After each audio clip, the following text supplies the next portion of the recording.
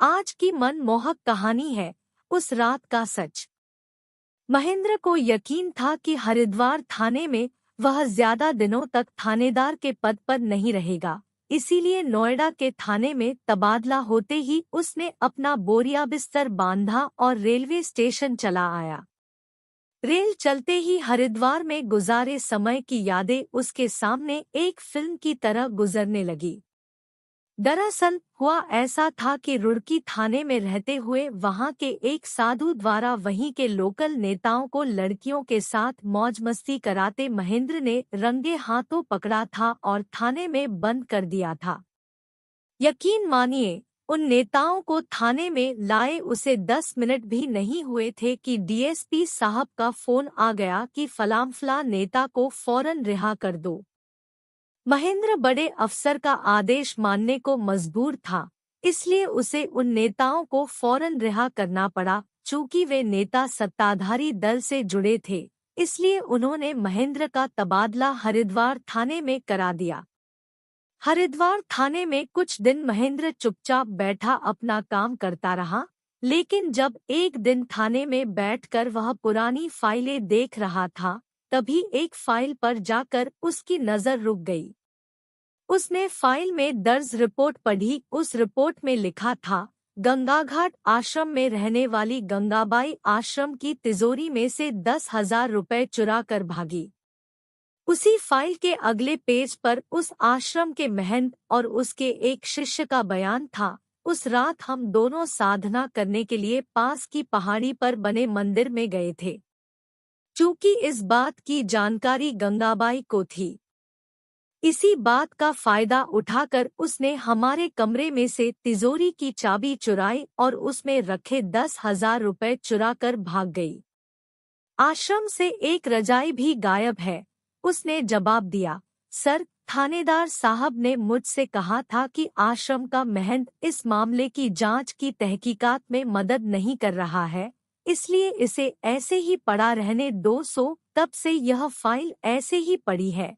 राकेश के जाने के बाद महेंद्र को लगा कि हो न हो इस मामले में कुछ राज जरूर है जो महंत छिपा रहा है। उसने तय किया कि इस मामले की तहकीकात वह खुद ही करेगा। इसके बाद महेंद्र ने आश्रम पर पैनी नजर रखनी शुरू कर दी। एक दिन शाम को महेंद्र गंगाघाट आश्रम के सामने वाले होटल में बैठा था।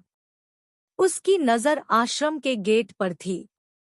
उसने देखा कि कुछ औरतें आश्रम के अंदर गई है और तकरीबन 1 घंटे बाद निकली। यह देखकर महेंद्र सोच में पड़ गया कि ये औरतें इतनी देर तक आश्रम में क्या कर रही थी। जैसे ही वे औरतें आश्रम से बाहर निकलकर होटल के पास आईं, तभी महेंद्र ने उनमें से एक औरत से पूछा, बहन जी, क्या आश्रम में बहुत से मंदिर हैं जो दर्शन करने के लिए बहुत देर लगती है? वह औरत हंसी और बोली, भैया, आश्रम में तो एक भी मंदिर नहीं है।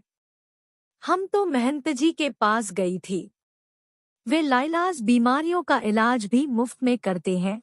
महेंद्र ने आगे पूछा, बहन जी, आप इन महंत जी के आश्रम में कब से आ रही है?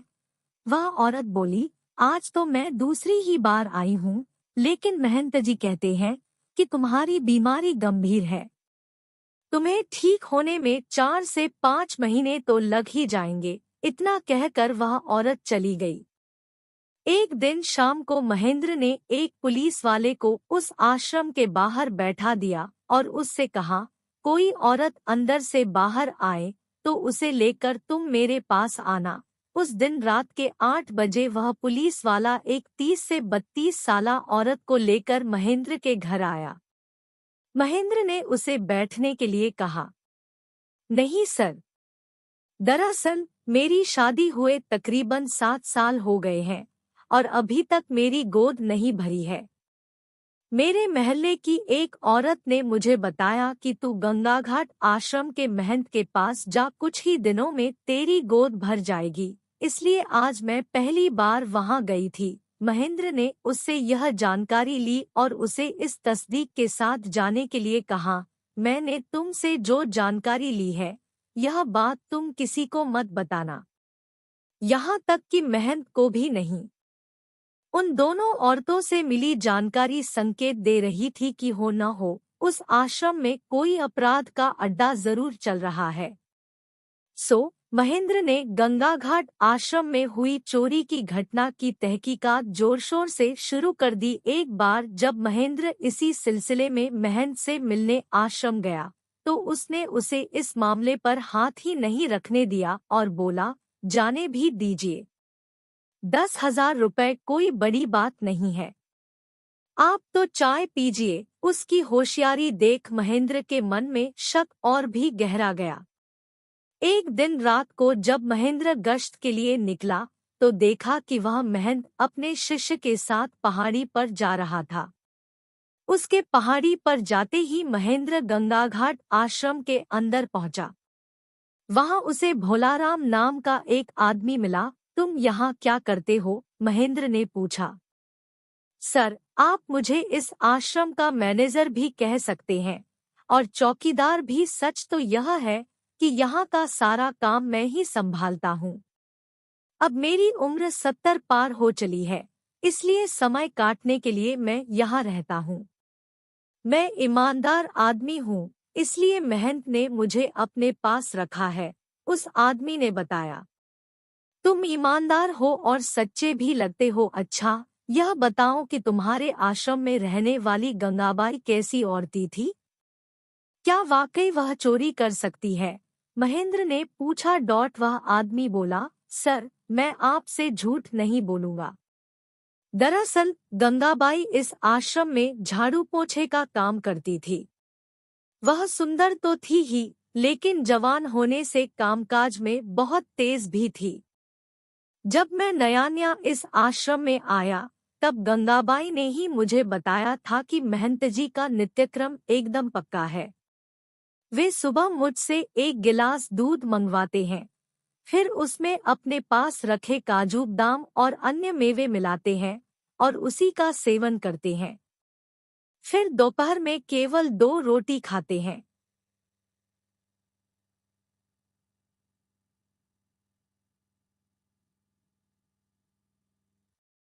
इसी तरह शाम को भी उनका यही नित्यक्रम रहता है। उस दिन उसकी यह बात सुनकर मुझे हंसी आ गई थी। तब गंगाबाई ने मुझसे पूछा भी था, भोला भैया, तुम्हें हंसी क्यों आई? सर, मुझे हंसी इसलिए आई थी कि उसकी बात सुनकर मैं सोच में पड़ गया था कि एक दिन में 2 से 2 गिलास मेवे वाला दूध पीकर यह महंत उसे हजम कैसे करता होगा, क्योंकि वह अपने कमरे से कभी कभार ही बाहर जाता है। सर, गंगाबाई का पति इसी आश्रम में रहता था। मेरे यहाँ आने से पहले आश्रम का सारा काम वही देखता था। कुछ दिनों से मैंने उसमें एक बर्ताव देखा था कि वह रोजाना रात को शराब पीकर आश्रम में आने लगा था। तब मेरे मन में सवाल भी उठा था कि उसके पास शराब पीने के लिए पैसे कहाँ से आते हैं। एक दिन मुझसे रहा नहीं गया और मैंने गंगाबाई से पूछ ही लिया, बहन, तुम रोजाना अपने पति को शराब पीने के लिए पैसे क्यों देती हो? तब वह बोली थी, भोला भैया, मेरे पति को शराब पीने के लिए पैसे मैं नहीं देती हूँ, बल्कि खुद महंत जी ही देते हैं। उस दिन उस आदमी के मुंह से ऐसी बातें सुनकर महेंद्र भी दंग रह गया था। एक दिन मुझसे रहा नहीं गया और मैंने गंगाबाई से पूछ ही लिया, बहन, तुम रोजाना अपने पति को शराब पीने के लिए पैसे क्यों देती हो? तब वह बोली थी, भोला भैया, मेरे पति को शराब पीने के लिए पैसे मैं नहीं देती हूँ, बल्कि खुद महंत जी ही देते हैं। उस दिन उस आदमी के मुंह से ऐसी बातें सुनकर महेंद्र भी दंग रह गया था। उस आदमी ने आगे बताया, एक दिन जब रात को गंगाबाई का पति शराब पीकर आया, तब महंत जी ने उसकी सरेआम पिटाई की और आश्रम के गेट से उसे बाहर धकेलते हुए कहा, तू रोजाना शराब पीकर आश्रम के नियमों को तोड़ता है। अब तू इस आश्रम में नहीं रह सकेगा। आज के बाद तू मुझे कभी अपना मुंह मत दिखाना। सर, उस रात उसका पति जो इस आश्रम से गया तो आज तक उसका पता नहीं चला कि वह कहाँ है, जिंदा भी है या नहीं। गंगाबाई भी अपने पति के साथ यहाँ से जाना चाहती थी, लेकिन उसी दिन महंत का एक शिष्य आश्रम में आया और उसने महंत जी को कहकर उसे आश्रम से नहीं जाने दिया। महंत और उसका शिष्य रोजाना मेवे वाला दूध गंगाबाई के हाथों से पीते रहे। एक दिन महंत जी ने मुझसे कहा, कुछ दिन के लिए तुम अपने ऋषिकेश वाले आश्रम जाकर रहो और वहाँ का इंतजाम देखो। सर, समय कब रुका है जो रुकता? मैं 1 महीने बाद दोबारा इस आश्रम में आ गया। एक दिन महंत जी ने मुझसे कहा, कुछ दिन के लिए तुम अपने ऋषिकेश वाले आश्रम जाकर रहो और वहाँ का इंतजाम देखो। सर, समय कब रुका है जो रुकता? मैं 1 महीने बाद दोबारा इस आश्रम में आ गया। एक दिन सुबह सुबह गंगाबाई दौड़ी दौड़ी अपने कमरे से बाहर निकली और बाथरूम में जाकर उल्टियां करने लगी। जब उसकी इस हरकत पर महंत जी और उनके शिष्य की भी नजर पड़ी, तब शिष्य बोला, गुरुजी, कुछ गड़बड़ लगती है। गंगा सुबह से कई बार उल्टियां कर चुकी है। मुझे लगता है कि वह पेट से हो गई है। शिष्य के मुंह से ऐसी बात सुनते ही महंत के माथे पर पसीना आ गया।